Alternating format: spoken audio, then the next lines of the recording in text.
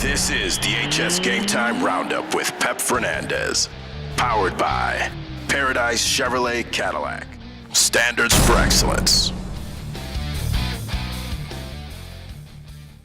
The semifinals are set at the Big Daddy Boys Basketball Tournament. I'm Pep Fernandez with the HS Game Time Roundup. And let's hoop it up at Notre Dame High School. Aquinas taking on the Rancho Verde in the quarterfinals of tournament action. The Mustangs going to work from long range early.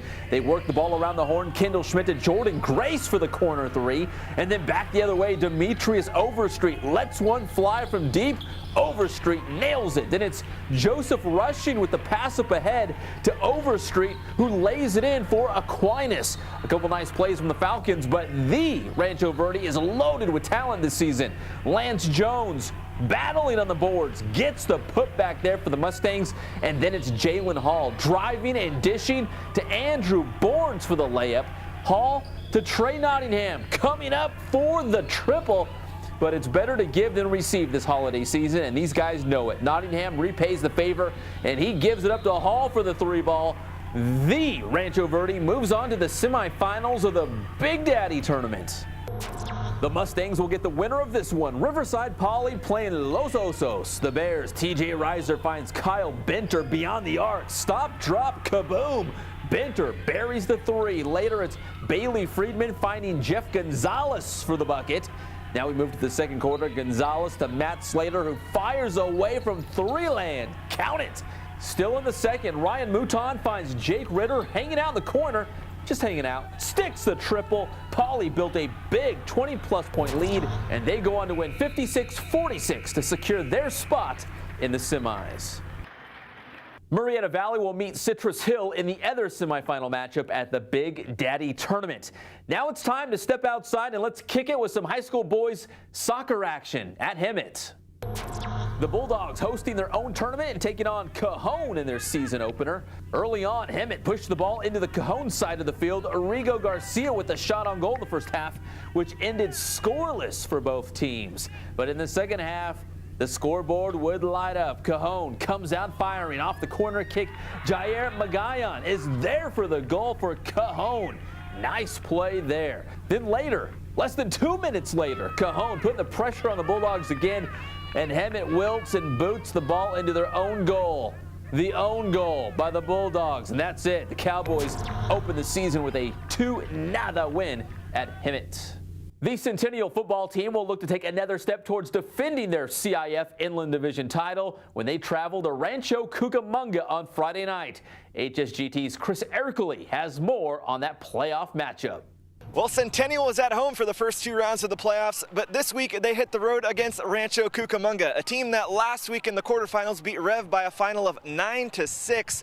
But after 356 yards rushing and 8 touchdowns from Romello Goodman last week against Chaparral, many expect the Huskies to be in another high-scoring game. They won the week before 39-38 on a Hail Mary, so and then last week they created a safety, and they also punched the ball out as a kid was getting ready to cross the end zone. So they just kind of seem to find a way to win, and that's the thing that worries you about them. You know, I know their staff pretty good. We're pretty good friends with them. They do a great job up there. So, you know, hopefully they don't find a way to win against us. There's going to be a little pressure.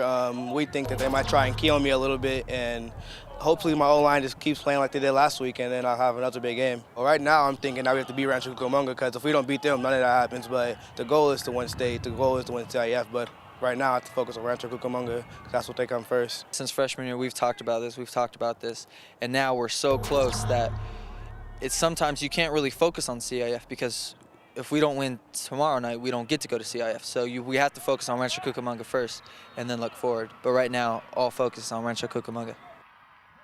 Last but certainly not least, we finished the roundup with a tale of inspiration from San Jacinto High School. HSGT's Louis Amistoy files this story on some real sports heroes. Sports are defined by winners and losers. But at San Jacinto High School on Thursday morning, there were smiles everywhere you turned, because on this day, and with good reason, everyone was a winner. The annual basketball tournament featuring special needs students from North Mountain Middle School and San Jacinto High has become one of the school's most popular events. It's hard not to walk away from it without a smile. Kids they look down a lot, and we show them that we care about them and stuff, and feel like they're like a normal person. The program originally started with a track meet. It was grown to include basketball. We have about 80 kids participating. And then we also have our helpers, which 15 came from North Mountain, and about 20 varsity basketball players helping out. So this will be like a highlight of the year for a lot of these children. Yes, definitely. They will talk about this. We'll take photos, and I make a DVD. So we'll use the music that we have playing like for at the beginning and middle. And I'll put it in a DVD with all the pictures we take, and they'll just keep watching it, and we'll show that throughout the year. But yeah, this is huge for them. They'll talk about it all year. Right. They'll talk about it and ask me when we're having our next one next week. Everyone participates. Cheerleaders, the ROTC, and the basketball team is always there to provide a hand. Even the alumni comes out to help. In the end, the winners were those kids who gave it their all on the court, because no one lost in this game. For HS Game Time, I'm Louis Amastor. What a great time at San Jacinto High School. That was Louis Amastor reporting. For the HSGT Roundup, I'm Pep Fernandez.